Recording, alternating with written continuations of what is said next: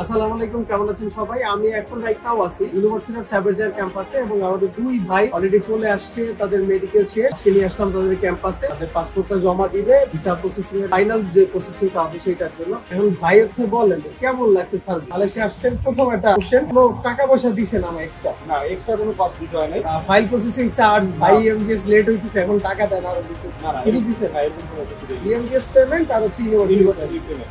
এয়ারপোর্টে কি আমার পাইছেন? হ্যাঁ, এয়ারপোর্টে রিসিভ পেয়েছে। আর মানে একদম অনেস্ট বলেন যে কেমন লাগছে যখন ফর্ম দিচ্ছেন পাইছেন? অলওয়েজ যখনই ফোন দিচ্ছি তখনই রেসপন্স পাইছি। থেকে বড় কথা হচ্ছে আমরা মানুষের আসার পরে এই যে আমাদের যত যাবতীয় কাজগুলা তারা আমাদের সাথে থেকে করে দিচ্ছে, এবং মেডিকেলও যখন যাই আজকে তখনও তারা মনে করেন সাথে করে নিয়ে আসছে, নিয়ে গেছে। এই যে আবার মেডিকেল শেষ করে যে ইউনিভার্সিটিতে আসছি প্রসেসিং করার জন্য, তারাও আমাদের সাথে আসছে আর কি হেল্প করার জন্য। আপনি কোন ইয়ার? ম্যানেজমেন্টে, সার্ভিসে ম্যানেজমেন্টে। আচ্ছা, আপনার কেমন লাগছে বলেন? আমরা অনেক স্যাটিসফাইড, কারণ আপনারা অনেক সাপোর্টিভ, অনেক এয়ারপোর্ট থেকে শুরু করে এখন পর্যন্ত যত প্রসেসিং ছিল সব যখনই প্যারা হইছে ফোন দিলাম আর পাইছি। পাইছি কাইটা ঠেকে ঢুকে ভাই আমি কথা বলতে পারবো না।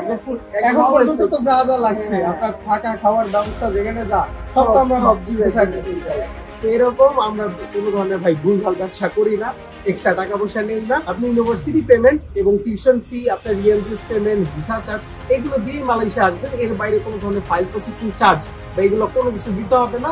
উল্টারও ফ্রি পিক আপ থেকে শুরু, এই ভাই যেমন পাইছে, আমরা কিন্তু কোনো টাকা পয়সা নেই নেই। পিক আপ থেকে শুরু করে মেডিকেলে যাওয়া, নিয়ে আসা, ইউনিভার্সিটি রেজিস্ট্রেশন সব ইনশাল্লাহ আমাদের উপর দায়িত্ব ছেড়ে দেন, আমরা সব করে আপনাকে একদম সব বুঝাই দিব।